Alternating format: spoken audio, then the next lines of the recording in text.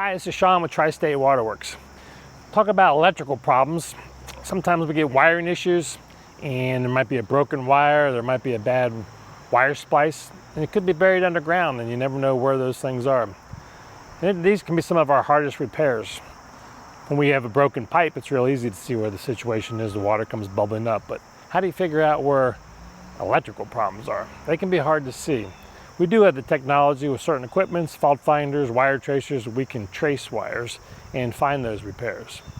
Sometimes I've seen other companies, instead of putting the effort in finding that wire, that's the break in the wire or the fault, they'll do a battery operated controller for the solenoid. So these are nifty little products and they do have a good use in the irrigation system, but not for fixing wire issues. So what they will do, instead of trying to find the wire issue and fix it, they will put a new solenoid on that works with a battery operated controller. This little controller has a programmable face on it, and you can program it just like any other controller, what day of the week you want it to come on, how often you want it to run.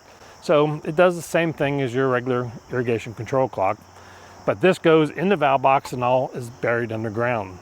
Some of the difficulties with this is that we have to separate the solenoid in this valve from the wire path. So in the future, if someone didn't know that this was on a node and they didn't know where this valve was, you would not be able to locate this valve with our valve finding equipment. It needs to be hooked up to the wire path so that we can detect where the solenoid is.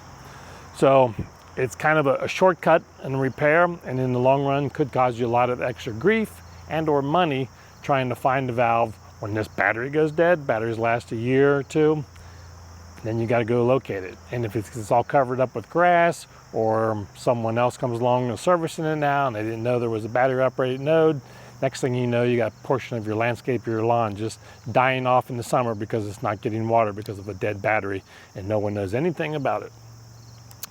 What these are good for is if you're adding a zone somewhere where there is no electricity. Oftentimes you might see these on the median strips along highways. They don't have power, they get water out there, and they can use them for those types of areas. Or if you've got a property where you might have water in the back 40 but no wire going to it, put this in, put it in a big valve box so you know where it is. Perfect tool for that, but don't use it for fixing wire problems.